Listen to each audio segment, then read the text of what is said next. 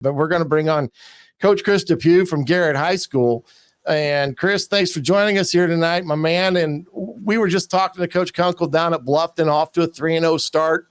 Very seldom, you guys are off to the same start as well. And you guys kind of mimic in some respects with the except one thing. You've got a team that you've kind of brought to this point. They've been, going pretty good for you the last couple of years. And, last year you kind of had some breakthrough. And then you get Adams Central week 1 and you find a way to win a game like that against a team that doesn't lose much and everything. And now here you go this weekend to another week after coming off a great win against DeKalb in overtime against dodging the storms and lightning and everything else that came about that week. And, what is it you got to do now to keep these kids, the mindset from becoming the complacency? I'm having trouble talking tonight, dude. I don't know what it is. I'm going too fast or what, but I'm always interested on coaches in the success that they're having, especially early on, 3-0, that maybe not have had it, keeping the kids in tune and not becoming complacent to the point where they think, oh, this was easy. And they forget how hard it was to get there. Yeah, we worried about that a lot just this past week. Busco is always just a gritty team. They got tons of fight in them. Yeah. They've had some real athletes too over the last few years. They're a little beat up right now, a little smaller right now, but they're still them. We got to playing them week 3 after our DeKalb game, which is our most bitter rival, really. Can be old school trap game, and so we didn't worry about that a little bit, but we are now a team of juniors and seniors, and so I think they understand how to make a business trip out of a road game and how to play at their highest level no matter what the competition is. Yeah, it makes a big difference when you're lining up on Friday nights with juniors and seniors on your, starting 11 and not too many sophomores and freshmen, although there are going to always maybe be 1 or 2 that are good enough to get in on Friday nights. But I tell you, Hefty's had a good start to the year. He's your leading rusher on top of throwing for 263 yards thus far. He's had some really good games. And then I guess, is it Rubel? I call it. It's Rubel, but I like to say Ruble to him every now and then. I don't have my glasses on and I'm half blind, but he's had a good start to the year too. 4 touchdowns. He's got, averaging about 4.2 yards a carry, and you're getting some good play out of him as well. But talk about your offense right now, because you guys seem to be clicking on all cylinders. Yeah, Rubel is kind of our hammer inside. He's a big back, 200 plus pounds, low 200s, runs hard. And so, he's a load to bring down. So he's kind of our hammer inside, but our wings and our quarterback are where we typically get bigger plays. It's kind of a wing T hybrid offense. So, one of the main things in that kind of offense is to have multiple threats within the run game. So that's what we build for. So Cam's been great inside. Our wings and our quarterback on some bigger plays, and then Parker Skelly, our wide receiver, is a big play threat as well. So with a run heavy offense who has a big play threat out at wide out, I hope we put defenses in some predicaments by deciding what it is they think they want to stop. Yeah, Coach. Yeah, that makes a lot of sense. Go ahead, dude. Yeah, Coach. Yeah. Coach Chris DePew joining us here in Upon Further Review. Coach, 70 wins now in 13 years. You just became the all-time winningest coach a few weeks back, and that that overtime victory. Just your time there, how special has it been to have this part of your career to now become that leader there in wins and just continue to grow that program up in Garrett?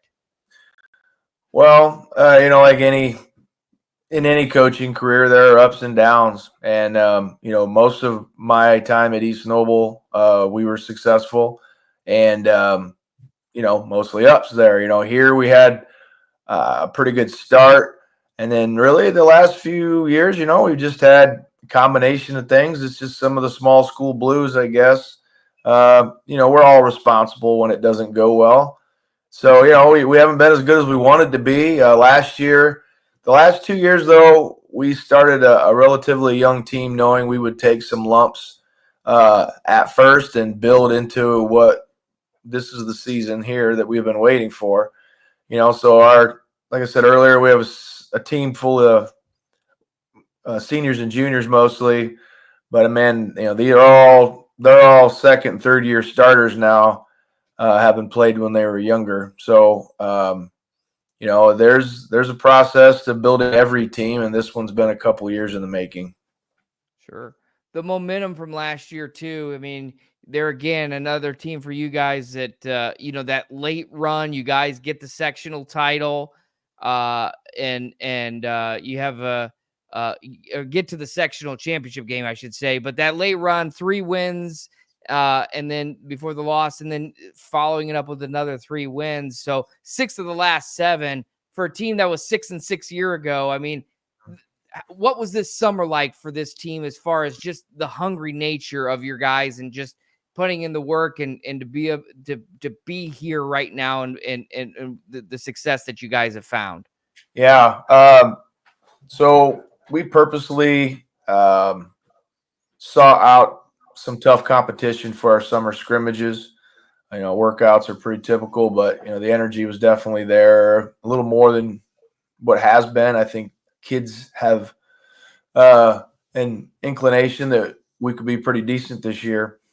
We believe that. So, because of that, we sought out some tougher competition. We scrimmaged Noblesville and Northwood in June, and then July, Hobart, Tippy Valley, and ended with Warsaw. And all those teams we had success with in the summer, and they're having good seasons so far.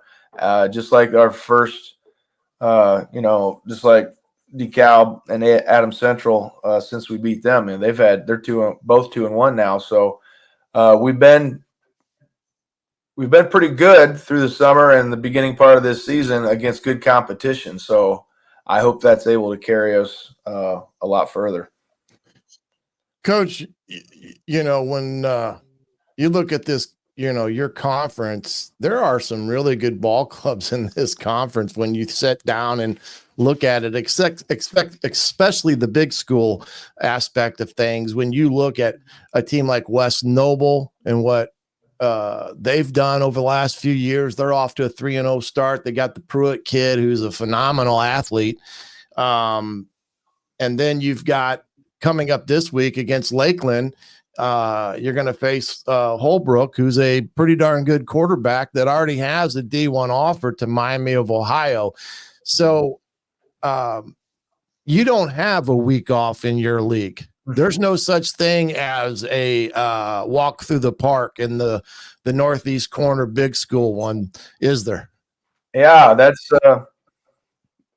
I've felt like each of the last couple of years it was a hard division to pick. 1 through 5 could be 5 through 1. I felt like everybody has been pretty close to each other, and that was pretty evident last year too. I think we all gave each other really good games, but this year is exactly the same. Everybody might be even better than last year. It sure seems so far. We've got 4 of our next 5 weeks are our division conference games, and throw Eastside in there, another rival. So you're right. I mean, it's every week is a big one for most of the rest of this year. Well, you got Lakeland coming to town this week at your place, And like I said, they got the Holbrook kid who can, he can sling it around with the best of them. And, their offense, I think, is pretty much, I think they're second overall in the league in points for. They've scored 102, but they've only given up 34.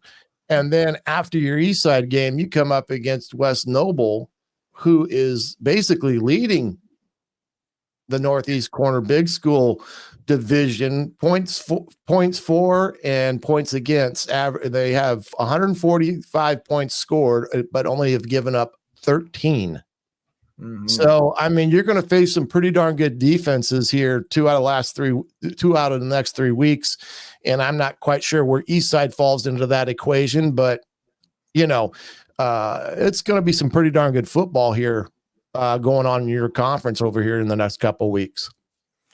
Yeah, it sure can be. Ours run all, like I said, for the next 5 are our conference games. The other guys I think they're a little more spread out. But, there's a lot that goes into winning a conference, even when there's only, 4 teams in it. A couple years ago, we were feeling pretty good about ourselves. And right around this time of year, we got beat up. And just when we had all these conference games coming up in a row, and I thought we could compete better in the big school, but we had the wrong kids hurt at the wrong time.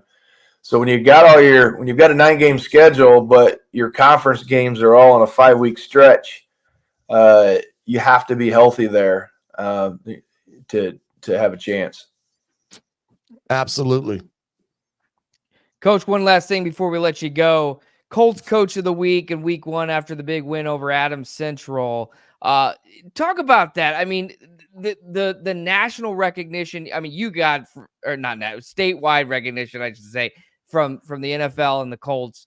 But it really is cool for your team. Just talk about that impact and what that has done, and really the relationship. I know you're big with the Coaches Association. The relationship that the NFL and the Colts have had with high school football, and just getting that award and just highlighting your team through the Colts Coach of the Week award a couple weeks back. Yeah, ever since the Colts arrived, you all know they've been a huge supporter of football in Indiana in all forms and at all levels. And so this is just another example of it. And so, yeah, when I've been a head coach for a long time now, and this program has existed for a long time, and I've watched all my friends win it once at least. And I just thought, it looks pretty cool. I watched some games too, but it never, for whatever reason, never got around to it. And I didn't dwell on it, obviously, but every time I saw one of my friends win, I'm like, oh man. But anyway, they give you a call on Sunday morning when you win that thing. Paul Condry calls, and so it was a surprise. It's a pretty neat phone call. All they do, there's more to it than I realized. Also, there's a donation to our program. I've always seen the coaches get recognized at a game towards the end of the Colts season, but I didn't know they get to go to practice as well, and they're treated really well on game day. So, it's for the week there. It was really cool for everybody involved because, I mean, winning that game week 1 was about 50 kids that were pretty compelled to get it done, and 8 assistant coaches who had a lot to do with it as well. So, everybody was told from the beginning that this is, an everybody award, not just a one-person thing. It was pretty neat, having them come up and present on Wednesday, and all the kids getting to talk to somebody who played in the NFL and in a Super Bowl, and ended up making a pretty good week for everybody.